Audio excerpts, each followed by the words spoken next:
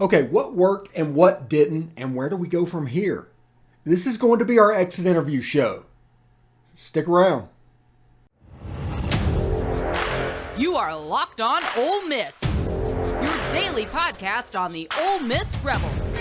Part of the Locked On Podcast Network, your team every day.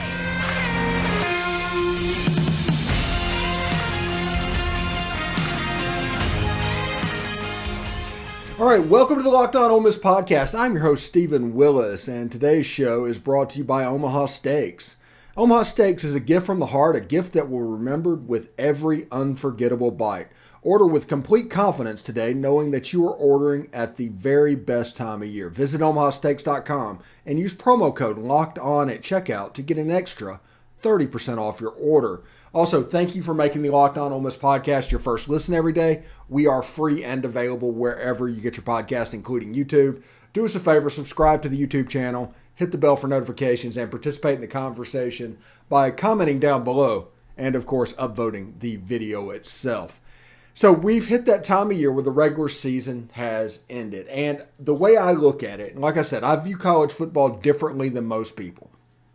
But when I look at the bowl season, if you are not in a playoff game, it is actually the first game of the next season. With all the opt-outs and everything that's going on, that is the first game of the next season. So we need to do an exit interview leaving the 2022 season. 2022 team was 8-4, had some things that went really well, had some flaws, had some issues that showed itself as the team got thinner and thinner as the season went on. So we're going to talk about how we can address those, what those were, and stuff like that. Anyway, the hit in the transfer portal, yeah, I think Jaxson Dart was an absolute hit.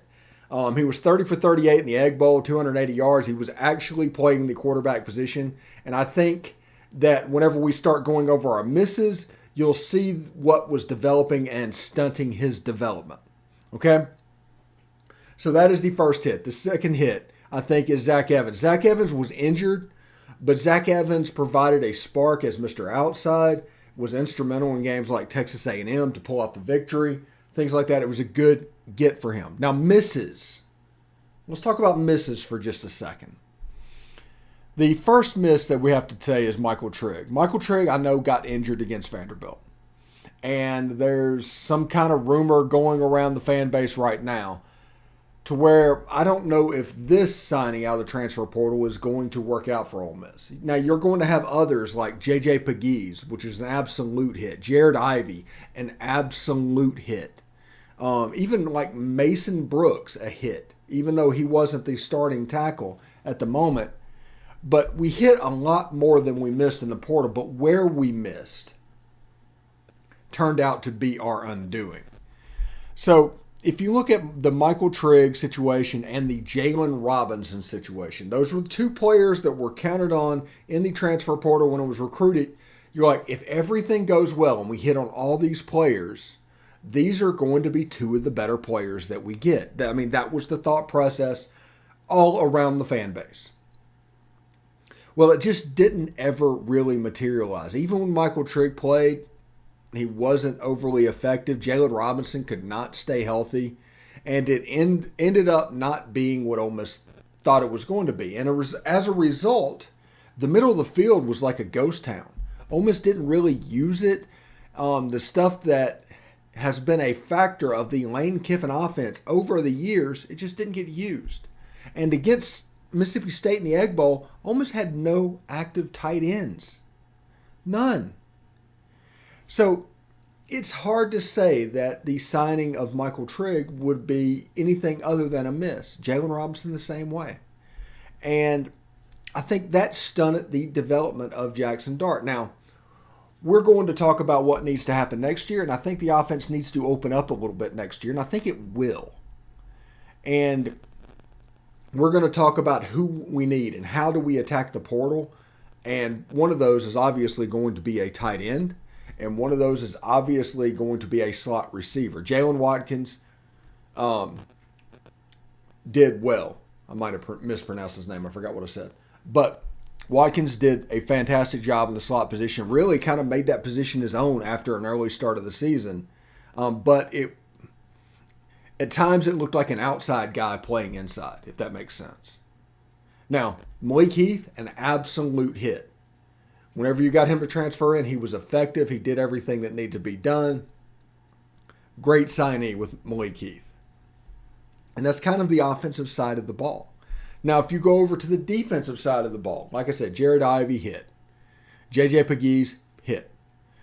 Now, where it was hit and miss was kind of those box safeties, the Isheem Young, the Ladarrius, Tennison. And I think that may have been more of a physics issue, which is something I'm going to talk about in the third segment today about how we need to attack the portal going forward, because both those guys are going to be back. I think their issue might have been a little bit of a physics issue. Whenever you have 210-pound guys trying to block a 330-pound offensive tackle, you can't hit that guy straight up. And if you guess wrong, that's going to make the hole even wider. So whenever you look at this defensive system and the problems that Ole Miss has against the run, is one particular play off tackle to where offensive linemen are going up against defensive backs. And those off tackle plays turn out to be really effective and can result in really big holes. It's the weakness in the 3-2-6 defense. When we talk about the portal moving forward, I'm going to suggest we get some big linebackers and put out there. Maybe a guy like Suntarine Perkins, when he signs, can go and it can at times be more of a 3-3-5 because you get a little bit bigger, a little bit heavier box safety types. You might need a 225-pound box safety as opposed to a 200-pound. Somebody that can play a little bit of linebacker and a little bit of safety. It'll be interesting to see because it's gotten to the point where everybody in the SEC realizes that that is going to happen. Those are kind of the hits and misses in the portal.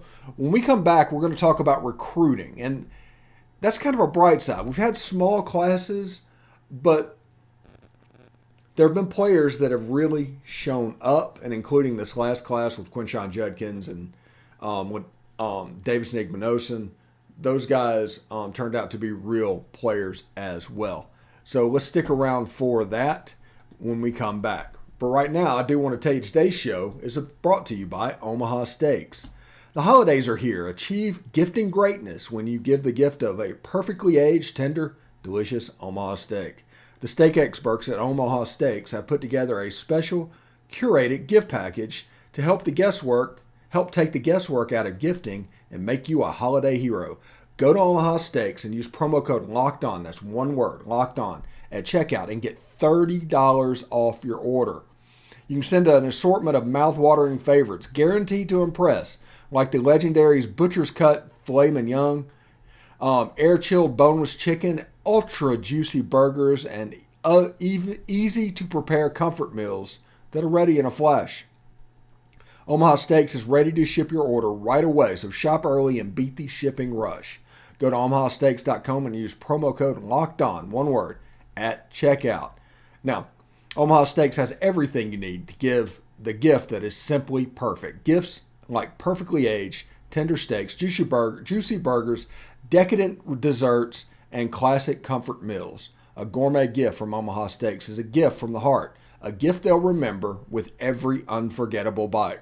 Plus, with this special radio offer, get the $30 off your order. It's a minimum order is required, granted, but you can get $30 off your order with a minimum order. So shop early and beat the shipping rush, whether you are shopping for friends, family, colleagues, or yourself. Every order is backed by their unconditional money-back guarantee. That's Omaha Steaks. Also, thanks for making the Locked On Ole Miss podcast your first listen today. For your second listen today, check out Locked On Sports Today. From the games that matter the most to the biggest stories in sports, go beyond the scoreboard and behind the scenes with local experts and insights only Locked On can provide. It's Locked On Sports Today. It's available on this app, YouTube, and wherever you get your podcast. All right, in the first segment, we talked about hits and misses in the transfer portal last year. You know, because when you're the portal king, you're going to miss. You're not going to have a 100% hit rate. It just depends on which misses are there. Now, some of those players can stick around and actually hit next year to where it was a good thing to get because they have multiple years of eligibility. But this year, the reason that this season went the way it did and the way the team looked the way it did was kind of related to that as well. But what about recruiting? Now, Quinshon Judkins, now this is a victory lap that I'm going to take forever. Upon signing day of December 17th or whenever that was, I crowed about Quinshon over and over and over again. And all through the offseason when nobody else was talking about him, I was talking about him. And I am going to take that victory lap from here until the end of time. And there's not really a whole lot anybody can do about that. But when Ole Miss has an elite freshman player, okay, a Tysheem Johnson, a Davidson Igbinosun, a Quinshon Judkins, they play and they play a lot. When Ole Miss has a good player, it's almost like they wait until he's a great player till they start playing. Now, Ole Miss is in a good place roster-wise. This year was the most talented roster that Ole Miss has put out in my lifetime. There were some misses and some flaws with this team. But that doesn't mean this team wasn't talented. And don't let anybody hear any different. The last two games against Arkansas and Mississippi State, we're going to have to chalk those up to sabotage and just move past them. But until that Alabama game, you saw a team go head-to-head with Alabama, play the actual football game, and have a pass into the end zone under a minute left to win the game. You can't talk about a pass against versus Arkansas against Ole Miss 2 years ago to win the game as a legitimate thing and not talk about this year. So it's a good team. It's a team that was kind of sabotaged, and their bowl result because of it is probably going to be affected, but it is what it is. This year in recruiting, I'm looking at everything that's going on. Marcel Reed, the quarterback out of NBA, legit player. I watched his film several times. I'm actually acquaintances online with the family and everything. Good player. Excellent. He's made plays all year in a very good classification of Tennessee football that kind of makes him almost a favorite for Mr. Football, in my opinion. Now, he might not win it, or he might haven't won it. I might not have heard of what was going on, but he's in a position to do it. He looks like he's completely, totally in control and playing a game against really good players at a higher level than they are. That's what it looks like when he plays. So keep an eye on that. Keep an eye on the running back situation as well. You got Dante Dowdle, who's committed to Oregon. That's a flip possibility, I think. Throughout signing day, we'll see exactly what happens, although Phil Knight and Nike might not let that happen. But Christopher Johnson out of South Florida at running back, a perfect complement to Quinshon Judkins. So we'll see exactly what goes on with there. Now, Ole Miss needs, we're going to talk about attack the portal. Ole Miss needs outside wide receivers, and they need a slot receiver. There's been some players signed, but you need real quick replacements for Jonathan Mingo and Malik Heath. Those were guys that legitimately made plays for you this season, and you're going to have to replace them. So this offseason and this bowl game, I almost kind of hope that Jonathan Mingo and Malik Heath opt out of the bowl game so we can see what we have. Dayton Wade I really like. I wish Dayton Wade, he's another one that looks like, when he plays inside, he looks like an outside receiver playing a slot receiver. Ole Miss needs a slot receiver, truly.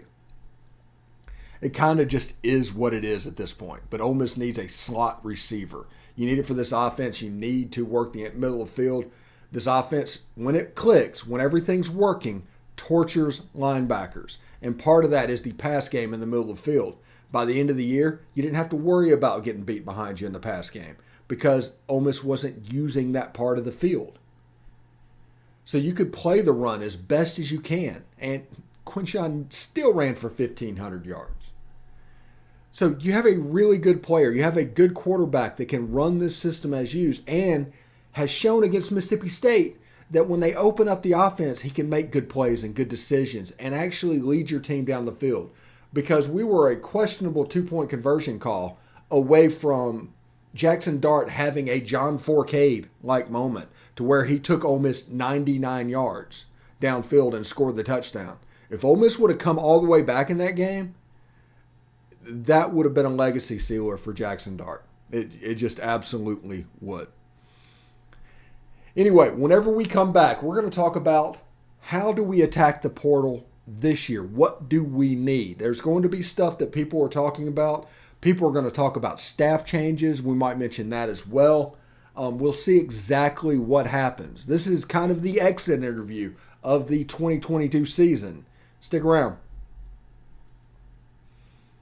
All right, we are back. Thank you very much for tuning in to the Locked On Ole Miss podcast. We are free and available wherever you get your podcast, including YouTube. Subscribe to the YouTube channel. All right. How do we attack the portal? We talked about our hits and misses, and next year we're going to have hits and misses as well. We do not expect a 100% hit rate, but we are going to have to try and fill this roster and get everything needs to improve the talent. The talent improved from 2 years ago to this year. We need to improve it from this year to next year. That is our task. That is our only task for the next 3 months until spring training hits, spring practice hits. Which, by the way, bowl practice hits, that'll be important for the guys that did not get a ton of practice this season and need development. So you could see somebody take a major step based off of a springboard of these practices. So that's going to be important. Quinshon Judkins became the player he was because he was an early enrollee and got the spring. That was what propelled him moving forward. So don't underestimate these bowl practices. We'll see exactly what happens. We talked yesterday about where we could end up. We will continue to talk about that, but today we're talking about how do you attack the portal. Now, the first thing I would do is I would sign a center. Absolutely. The beginning of the season, the center snaps were a problem. They made games closer than they needed to be and also stunted the development of the offense. So a solid center is a must, I think, for Ole Miss football. Now, if you look at the middle of the field, a slot receiver and a tight end, Ole Miss needs to get a slot receiver and a tight end and use them next year. Outside wide receivers that basically just need to hit the wide receiver room. Outside guys, inside guys, tight ends, get them all. You don't need to get a running back. You don't really need to get an offensive line because, listen, I understand everybody's going to talk about offensive line and what's going on. I get that. It's no big deal. The reason that they have trouble pass blocking is that they don't. And for Ole Miss to completely change over, Ole Miss has to completely change over. But 90% of the plays, Ole Miss is run blocking because it's an RPO. Most everything has a run tag. Most everything has a pass tag. So it'll be patient, especially with two freshmen on the outside. It'll get better, is my point. We need the bowl practices. We need the spring practice because that is where development happens. All right. Defensively, this is something I had people all the time, nonstop since the Egg Bowl, asking me about Chris Partridge and where Ole Miss goes at defensive coordinator. And the answer is I don't know. But let's assume that nothing happens, right? A lot can still happen even though nothing happens. Ole Miss can still be a base 3-2-6 team, but recruit guys that are bigger, more physically able, like an NFL outside linebacker, to where you can just stack the box and just say, hey, run the ball. Do it. Or they could make it to where Chris Partridge still gets the defensive coordinator role. They kind of give Maurice Crum a little bit more responsibility. He becomes the primary. The defense looks completely different, but there's actually no change. See, here's the thing. Ole Miss runs a 3-down and Ole Miss runs a 4-down. Whichever one becomes the primary, you probably know what's going on.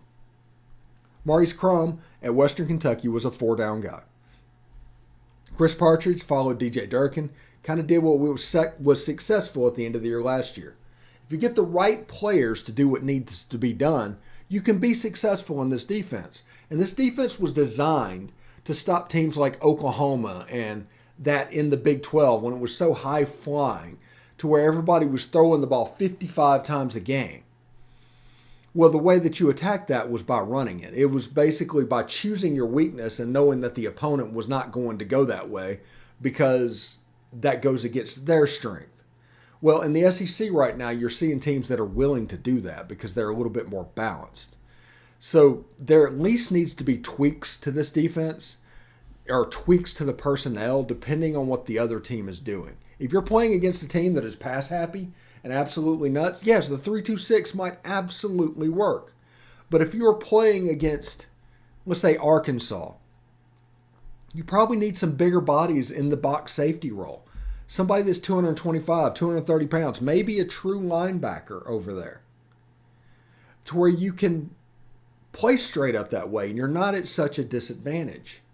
Because this is 2 years in a row that Arkansas has done this. And Arkansas could have scored 65 points this year. So know what is going on with your team. Know what you are. And you can use the transfer portal and recruiting to recruit your way out of it. Now, there's not a lot of guys that can play that outside linebacker position. That's a lot of the reason for them doing what they're doing. But that doesn't mean you need to give up. That doesn't mean that. And we'll see exactly what happens. Anyway, moving forward, Mike Huesmann will come on and talk about the transfer portal moving forward. And we will have John Garcia talking recruiting. I think I'm scheduled for 2 different interviews this week with John Garcia, including one that'll air tomorrow, and if the creeks don't rise. We're going to talk to Tim Thomas about basketball team. We have a solid basketball team moving forward, and I'm impressed by what they could be. And with Deshaun Ruffin still needing to come back, this basketball team could be legit. And we've hit the season that we are, 2 months away from baseball, month and a half away from baseball. So it could get really interesting because your national champion Ole Miss Rebels are going to start play in February. So lots of stuff moving forward. I'm pretty psyched about everything. But that's what I would do. That's our exit interview for Ole Miss football in 2022. 8-4 is not what we wanted, not what we should have had. The end of the season, like I said, was kind of sabotaged. But we're in a position to where we can take what we have and really build on it. And next year, it's not that far of a walk to get to the point where we want to be. Understand that. We're closer than everybody thinks. Now, people might want to poo-poo Ole Miss football over the end of this season. The end of the season doesn't matter. Ole Miss is going to go to a bowl game. They're going to have their 15 practices. They're going to have their 15 practices in spring. And then in fall, they're going to be ready to go. And you will see a team that starts to develop. Everybody's going to prepare off of this season. If this team is 55% run instead of 70% run, it is a completely different team. If they use the middle of the field, this offense could become lethal. Absolutely lethal. Like more than Tennessee lethal. So, it is what it is. We got to work on the defense. We got to tweak what's going on. 3-2-6 doesn't need to completely go away, but physics needs to be handled when we play teams that match up really well against that defense. Those two things, you're looking at an Ole Miss team that could win a lot of games next year. Starting with the bowl game, I'm ready to go. Will it be the Music City Bowl against Minnesota? Will it be the Vegas Bowl against UCLA? Will it be the Duke's Mayo Bowl against North Carolina or North Carolina State, something like that? It'll be interesting to see what's going on. Anyway, thanks for making the Locked On Ole Miss podcast your first listen today. For your second listen today, check out Locked On Sports Today. From the games that matter the most to the biggest stories in sports, go beyond the scoreboard and behind the scenes with the local experts and insights only Locked On can provide. It's Locked On Sports Today, available on this app, YouTube, and wherever you get your podcast. Now, I want to say thank you for everybody for tuning in. We're going to start having Tim Thomas as the week goes on. John Garcia is going to make an appearance, and Mike Huesmann will be on the show starting next week to talk national college football and the transfer portal, specifically the transfer portal. So that should be pretty cool to follow him. He's kind of a transfer portal national college football expert, gives us a little bit of a different perspective, and as you know, the site is all about commentary and perspectives. So should be a lot of fun. I hope everybody has a good day, and of course, peace.